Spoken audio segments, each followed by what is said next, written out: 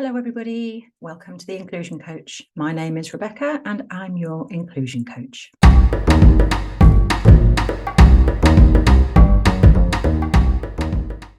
Last time we talked about DAVO, deny, attack, and reverse victim and offender.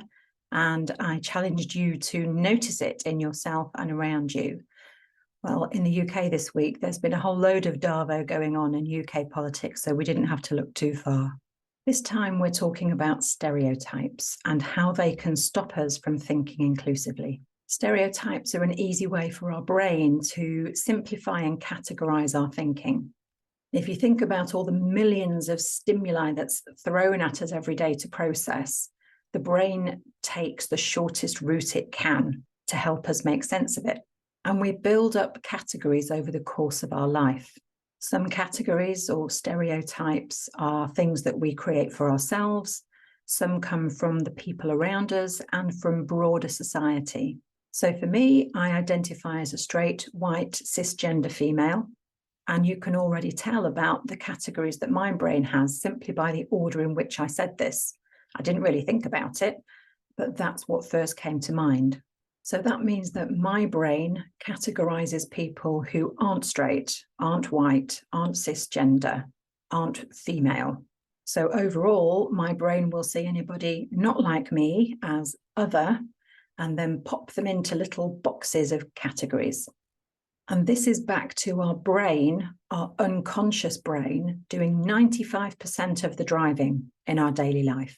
The first thing to watch out for in yourself and in others is phrases like you people or those people, where we lump millions, maybe billions of people into one category and assume that they all have the same traits.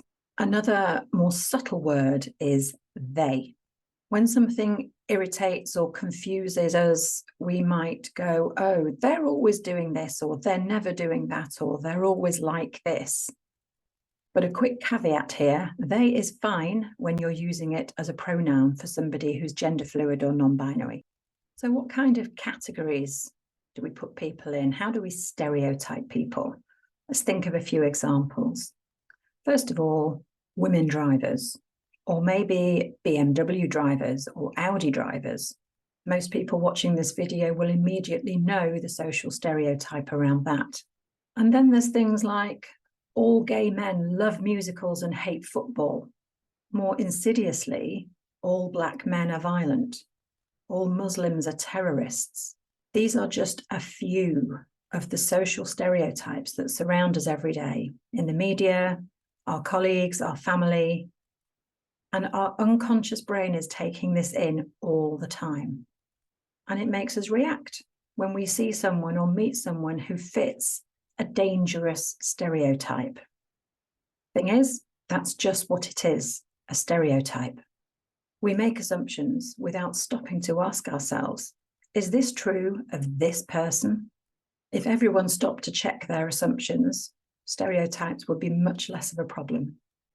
And as with a lot of things to do with trying to think more inclusively, it takes a lot of conscious effort to try and interrupt our thinking and challenge the stereotypes, the categories that our brain has created for us.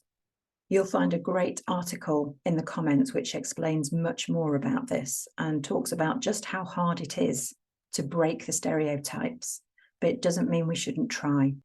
Doesn't mean we shouldn't challenge ourselves and others when we pick up on stereotypical language or assumptions. And as with all of the challenges I've given you so far, once you start looking for them, you see them everywhere. The challenge is to notice, interrupt, and interrogate your thinking. Challenge your unconscious mind. Does that trait really belong to an entire category of people? And the answer is almost never.